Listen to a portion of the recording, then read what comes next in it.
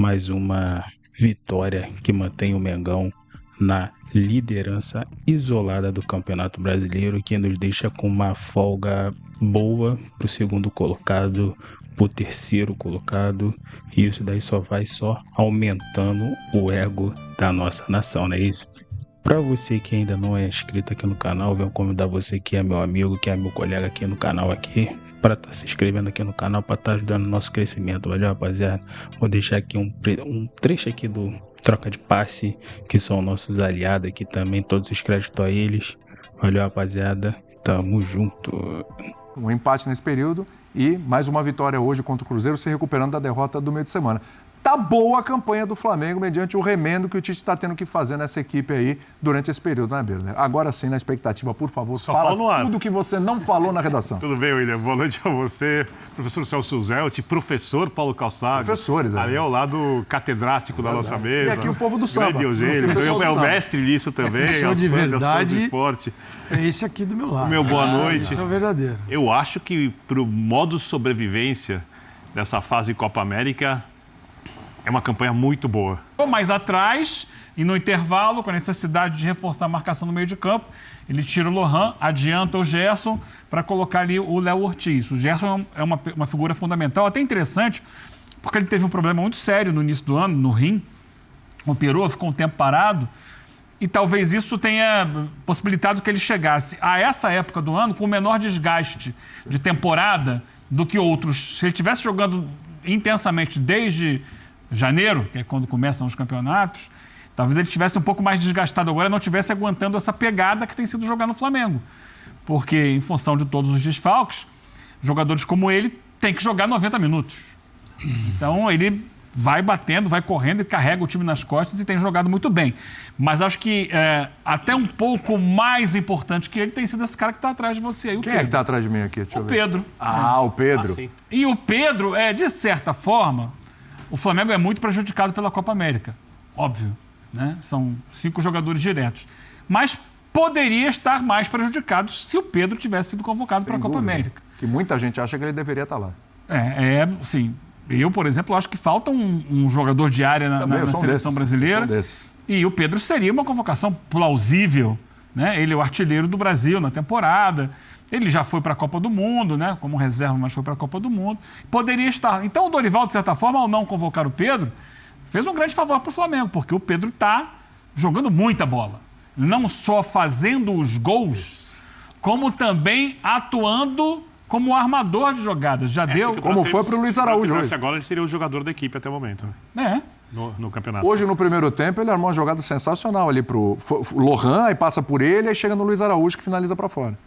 E a jogada do segundo gol, que daqui a pouco a gente vai entrar em outras discussões, né?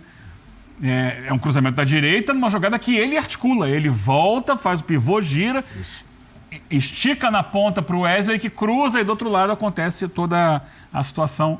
Na verdade, não é a jogada do gol, não. É a jogada que seria o pênalti que foi anulado. Tá? É uma outra jogada, que eu estou confundindo com o lance do gol. Lucas. Tá. Seria o pênalti que foi anulado, mas ele participa da orquestração da jogada. Então, de certa forma, o Dorival, eu acho que ele não convocou ninguém do Flamengo, sabendo que o Flamengo seria muito desfalcado pelas outras seleções, para não ficar muito pesado. E nisso ele acabou fazendo um grande bem ao Flamengo. É claro que também essa campanha se deve ao elenco que o Flamengo tem. Claro. Não é à toa, né? O Flamengo ficou, por exemplo, sem volante. O Tite adaptou o Léo Ortiz ao meio-campo e ele está jogando muito bem. Deu certo. Né? Deu certo. E aí ele vai encontrando as soluções. Teve jogo que não tinha lateral esquerdo, ele botou ali o Léo Pereira, quebrou um galho bem, o Flamengo foi bem. Então eu acho que... E outra, muitos dos garotos da base, quando entram, dão respostas. Então o Flamengo não é à toa que está aproveitando bem esse período, mesmo muito desfalcado. Tem um elenco e tem uma base que permitem a ele seguir vencendo. Tá aí, Calçade, 24 gols pelo Flamengo em 2024, Pedro. É uma média de um gol a cada 2 jogos, mais ou menos. Aliás, a média do Pedro, desde que ele chegou ao Flamengo, né, jogos, é uma média praticamente aí de 1 a cada 2 jogos. E dependendo da situação, porque Gabigol, acho que daqui a pouco a gente fala disso também, acho que o Gabigol talvez nem atue mais pelo Flamengo esse ano, não sei. A situação toda me parece que está encaminhando para a pode falar, mas quando chega o Tite, ter um centroavante ajuda muito. E os zagueiros também agradecem muito, os laterais também agradecem muito a chegada do treinador. Exatamente. E o Pedro aproveitou muito bem essa oportunidade, já vinha sendo dada a ele, o ano passado dele já foi muito bom, ele aproveita a oportunidade, faz essa quantidade de gols e pode até passar o Gabigol aí em número de gols, olha só, ainda esse ano, quem sabe, vamos ver, né? Boa noite. Boa noite, Calçade. A todos. O Pedro ele acaba redefinindo a situação do Gabigol, porque o Gabigol ele é uma situação contida. Né? Se fosse o Pedro, está vacilando, não está marcando, mas o Tite está preferindo o Pedro, aí o Gabigol ia virar um caso enorme para o Flamengo. A questão é que o Pedro não dá nenhuma brecha. Então, ele separa o caso Gabigol. O Gabigol continua sendo um caso importante para o Flamengo resolver, e a gente vai falar dele daqui a pouco, mas o Pedro faz a parte dele como se nada existisse. Não está sofrendo a pressão, ele está resolvendo os problemas do time e tem 24 gols aí na temporada. Então, o Pedro está cumprindo, fazendo a parte dele. Claro que, para falar do jogo especificamente, a Copa América é isso que todo mundo imaginava, né? Sobreviver, isso vale para todo mundo, que teve jogador convocado, como sobreviver a esse período para, quando os jogadores voltarem, você conseguir disputar o título para as equipes que têm um nível alto como tem o Flamengo. O caso do Cruzeiro é diferente. O Cruzeiro começou a trabalhar para, a partir do dia 10 de julho, criar uma nova equipe, mas a equipe que lá estava está competindo muito bem. Está entregando bem para esses caras que vão chegar. Esse é o grande ponto positivo. E vai dar um baita trabalho, porque você tem lá 5, 6, não sei quantos jogadores ainda o Cruzeiro terá para colocar, e não dá para tirar todos aqueles que passaram por esta etapa difícil e jogando bem pelos novos nomes. Mas também não dá para deixar de colocar em campo aqueles que foram contratados. Então, vai precisar de uma habilidade muito grande.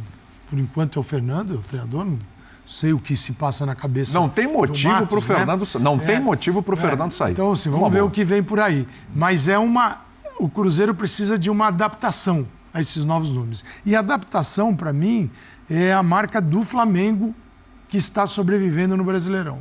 Sim. A adaptação é um Flamengo que tem que é muito intenso, mais do que o time principal, quando tem De La Cruz, Arrascaeta, Cebolinha. É um Flamengo, aquele Flamengo tem tanta qualidade que em alguns momentos um ou outro dá uma largada e... Você concorda que o time marca mais com esses jogadores? Porque assim, aqui eles sabem que se não tiver... O melhor time é aquele, mas... Aqui eles sabem que se não jogar no máximo. Não entrega para o outro Flamengo a disputa do título. Então, é um Flamengo com uma característica, na minha opinião, né, que há muito tempo não se via, embora não seja o time principal. E quando eu digo que é adaptação, foi o que o Tite fez hoje. O Tite começou com Alan, Gerson, Luiz Araújo, Lohan, Bruno Henrique, Pedro. E o Matheus Pereira recebendo a bola no meio de campo, porque ele é um perigo, né? Ele perde a bola do gol, que o Flamengo marca o primeiro, mas ele também é um cara que aparece. Para mim, até o momento, o melhor jogador do campeonato. O que faz o Tite? O Tite, no segundo tempo, ele traz o Flamengo para trás. Ele puxa o Flamengo para tentar jogar no espaço. Ele vem com o Léo Ortiz no lugar do Lohan. Então ele tem Alan e Léo Ortiz no centro do campo. Tenta tirar o espaço do Matheus Pereira. Abre o Gerson, onde o Gerson vinha jogando. E eu jamais imaginaria assim, que ele vem com o Luiz Araújo por dentro. Foi. Por quê? Porque ele traz o Flamengo para jogar na velocidade do mais veloz ali ao lado do Bruno Henrique. Então ele cria, pelo centro, uma rota para chegar no gol. E trazendo o Flamengo, puxando o Flamengo para dentro da área. Quer dizer, com aquele Flamengo que a gente conhece, original, é difícil fazer isso. Você vai trazer o Arrascaeta, o De La Cruz, todo mundo para cá e falar, vamos esperar. Tem muitas outras coisas que esse não tem, mas isso Flamengo não dá para fazer. É o da adaptação. E essa adaptação, ele venceu o jogo assim numa jogada... depois da bola parada, mas deu certo. É recurso, mas dá o certo. Flamengo, tem o assim, Bruno lá para isso. Ele muda. Ele muda. E sabe o que eu acho mais assim, elogiável do trabalho do Tite? Que parece que vai passando batido, porque como as coisas erradas não acontecem, fica tudo bem. Não tem mais a discussão se Pedro e Gabigol podem jogar juntos. Esquece. Não tem mais problema de diz que diz dentro do CT. Vazou a escalação, tem isso, tem não sei aquilo, diretoria. Aí só aparece Deu com uma derrota, sumida. né, o Birner? Oi? Perdeu, aparece logo um monte de coisa. Se encontra um monte de justificativa. Então, mas eu acho que dá para notar que o ambiente está mais harmonioso. Isso é muito claro. E tornar esse ambiente um ambiente mais coletivo era uma coisa essencial para o trabalho do Tite, tanto que ele, creio, aceita o Flamengo ano passado, porque precisava entender o que acontecia ali para ir preparando, começar o trabalho e para que esse ano o clube possa andar em harmonia para lidar com esses montes de percalços que pertencem ao calendário do futebol brasileiro. O excesso de jogos, os gramados ruins, a Copa América e assim, arbitrar. Vou fazer uma lista aqui de coisas que atrapalham os times mais fortes, que conseguiram ter uma situação econômica mais favorável e souberam contratar melhores jogadores, que no final das contas, infelizmente aqui se aproveita pouco. Então, eu acho que o Tite, quando o Calçade fala sobre adaptação, assim, o trabalho dele é muito bom. O de campo ainda tenho certeza absoluta que não está no nível que ele quer.